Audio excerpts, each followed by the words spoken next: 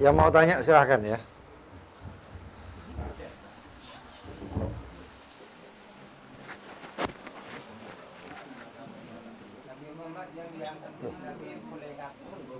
Nabi Muhammad kalau kehidupan dunia ini ya usia ketika turun surat Iqra itu jadi nabi. Waktu turun Iqra bismi rabbikal ladzi khalaq itu beliau sudah menjadi nabi. Terus kemudian ketika turun perintah isda bima tu'mar itu menjadi rasul. Adapun kalau menurut ahli kalau maulid dan lain sebagainya, kuntu nabiyan wa adam mujandal fi tinatih.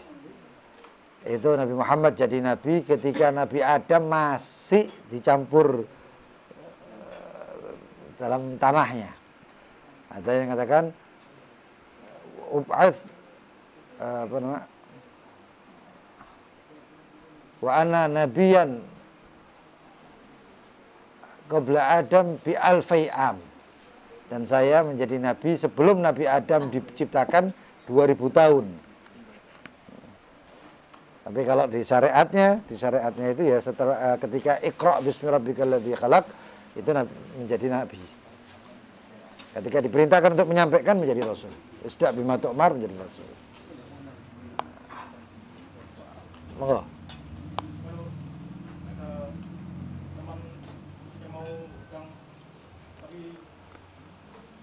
Ngomong di awal saya hutang sekian dan nanti saya kalau bayar saya lebih sekian, tapi ini bukan uang mana atau riba, tapi ini untuk nanti saya kalau saya bayar itu uang yang bukti saya berterima kasih. Itu apakah riba atau tidak? Karena katanya kalau di omongan di awal itu katanya riba, jadi itu riba apa tidak? Ya, kalau ngomongnya dari pertama sebelum pinjam,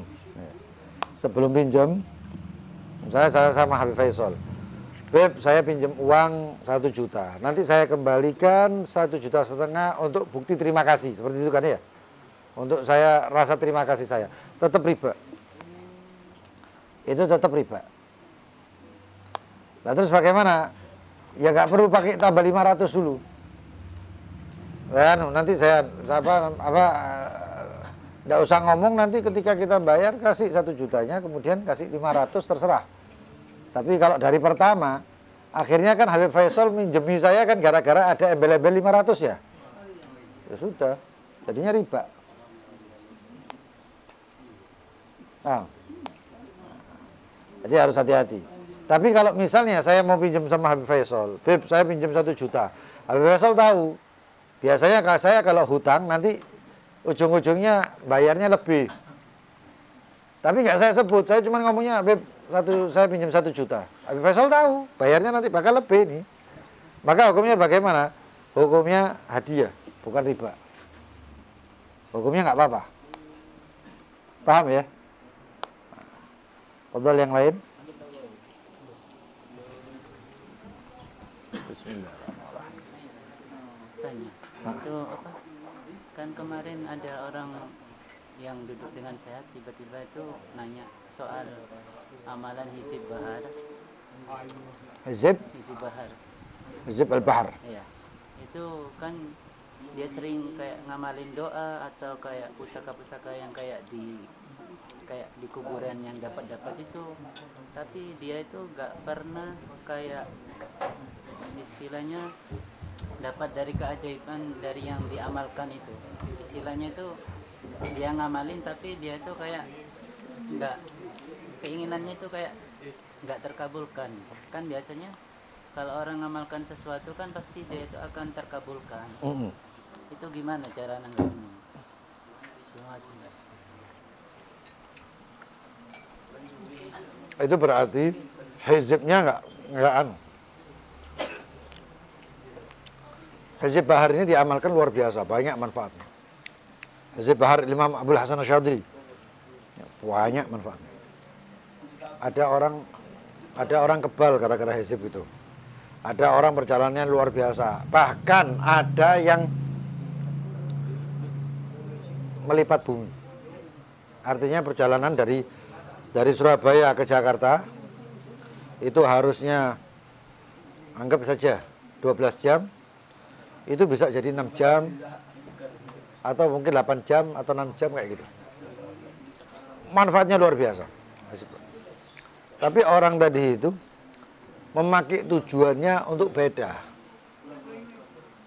Dia itu memang mengamalkan hizib bahar, tapi tujuannya ngeremehkan hizib bahar. Aku ngamal gak ada manfaat kok kayak gitu. Jadi akhirnya dia kualat sama hizib baharnya. Kualat sama hizib bahar. Orang kalau mau mengamalkan sesuatu itu harusnya dia itu yakin dengan apa yang diamalkan.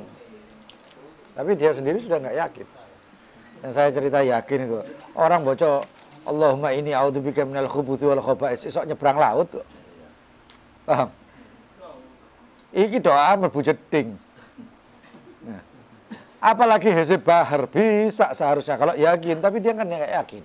Saya ngamalkan kok kelihatannya nggak ada manfaatnya. Ya sudah, nggak ada manfaatnya. Paham ya? Nah, ya seperti itu.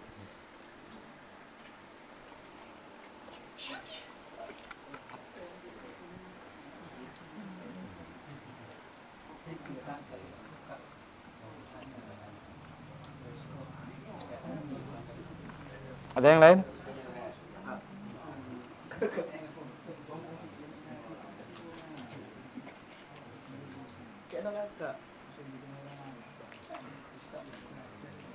Dapat entek baterai ini. Hah?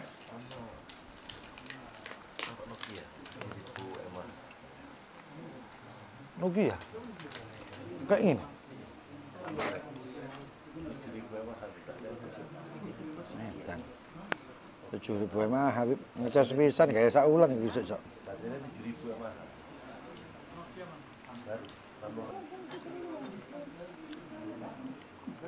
3%.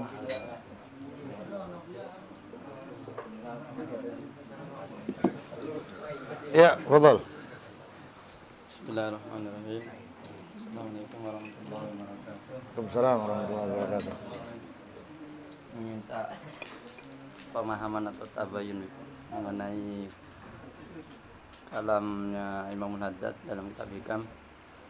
Kafa ahlal akhirati syarafan anna kulla ahadin yuhibbu ayyun saba ilaihim wa illam yakun minhum.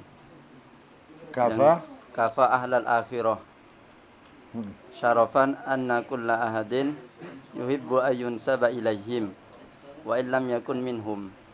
Sama yang kedua, wa kafa ahlad dunya do'atan anna kulla ahadin yukrahu ayyudkara fi jumlatihim wa in kana min akabirihim. Itu gambarannya atau contoh tabayun. Iya. Itu yang kami Suapan terakhir. kurang lebihnya mohon maaf. Assalamualaikum warahmatullahi wabarakatuh. Waalaikumsalam warahmatullahi wabarakatuh.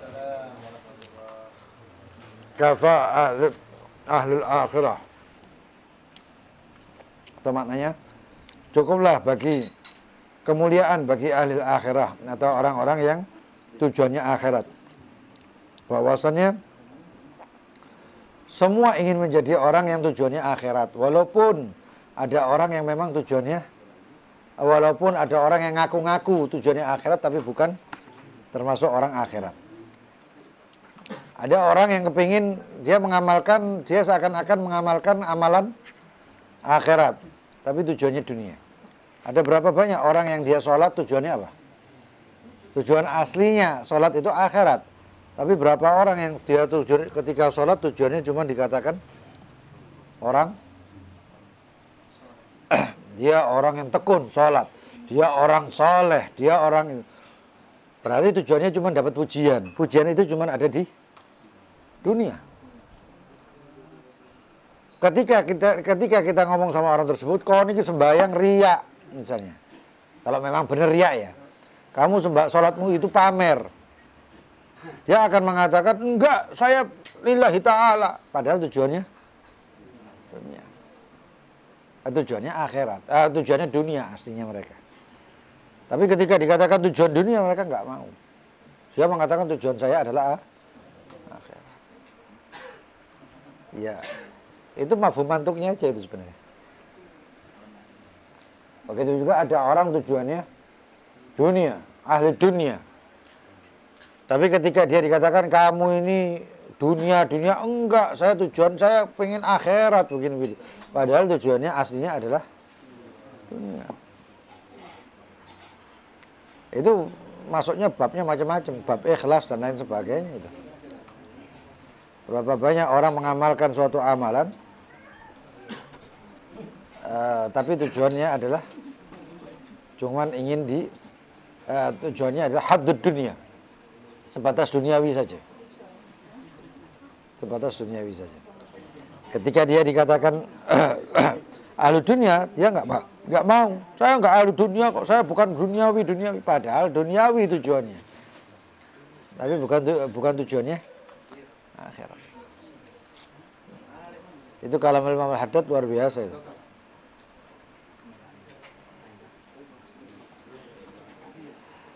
Sekarang gini. Ada orang yang taklim. Taklim tujuannya akhirat. Ini dunia akhirat ya.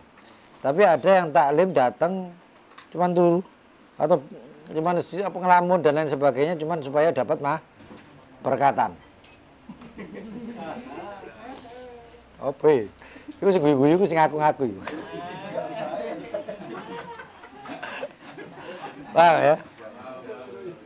Jadi kedoknya akhirat, padahal tujuannya akhirat, tapi kedoknya akhirat, tapi tujuan aslinya adalah dunia. Itu banyak misal yang seperti itu. Misal yang seperti itu banyak. Di dalam Al-Quran kan sudah disebutkan juga. Wa yashtaruna bi ayatillahi thamanan qalilah. Yaqulu huwa min indillah. Dia mengatakan ini adalah dari sisi Allah, padahal bukan dari sisi Allah. Tapi kalau dikatakan ini dunia, enggak, ini akhirat. Saya tujuannya akhirat, padahal itu dunia. Salah jalan. Orang-orang yang salah jalan.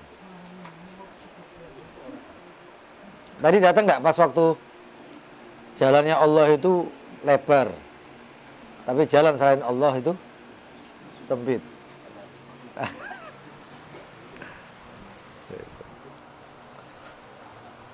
Jalannya itu Allah itu lebar, jadi nggak ada yang desel-deselan, sikut-sikutan nggak ada, banting-bantingan, saling menjegal, menjelek-jelekkan nggak ada. Tapi jalannya dunia itu sempit, saking sempitnya maka di situ banyak persaingan, banyak jegal-jegalan, banyak saling menjatuhkan dan lain sebagainya. Jadi apapun yang dia itu tidak ada jegal, banting dan lain sebagainya, maka itu adalah jalannya Allah.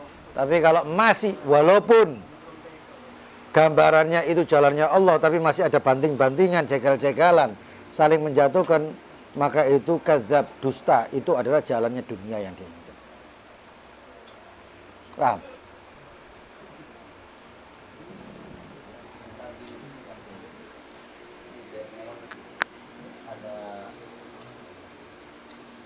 Kadang-kadang inginnya itu dinisbatkan sama alim ulama, sahabat itu. Misal ada, ini orangnya alim, ini orangnya ajib, soalnya dekat sama habaib, dekat sama para alim ulama. Itu gimana cara kita menyikapinya gitu? Karena kan tadi itu kan kafa'alul akhirah syarafan, udah dianggap mulia itu orang yang dapat ujian kayak gitu. Kafa bisyaraf. Kafa ahlal akhirah syarafan. Jadi kan ada orang misal ini orangnya ajib, alim, baik gimana misalnya, karena dia dekat sama habaib, karena alim ulama. Nah, cara kita menanggapi ujian kayak gitu itu gimana? Apakah itu sudah dianggap nilai kemuliaan lah, sudah cukup apa kayak gitu? Ya itu kalau dianggap kemuliaan ya kemuliaan. Tapi yang menjadi tujuan dia kedekatan itu apa? Ada satu orang dekat sama ulama, tapi tujuannya dunia. Bukan dunianya ulama tersebut, enggak. Supaya dia dapat, saya kasih contoh, ada satu orang, dia itu, ini kejadian nyata ya, ini kejadian. Ada satu orang dekat sama satu orang habaib. Gara-gara kedekatannya dia dengan habaib tersebut, lalu dia cari kesempatan karena dia dekat sama habaib. Wah, aku dekat sama habaib ini. Gara-gara kedekatannya dia itu, lalu dia memanfaatkan para muhibbin. Paham? Ada di antara mereka muhibbin itu yang habis duitnya sekian juta, sekian juta, sekian juta. Berarti kedekatannya itu untuk siapa? Dunia, walaupun dia mengatasnamakan akhirat. Aku lah ciduk sama ini, ciduk. Tetap tujuanmu bukan tujuan, paham ya? Ya mulia di mata dia, tapi dia hina di mata banyak itu. Mencuri-curi kesempatan.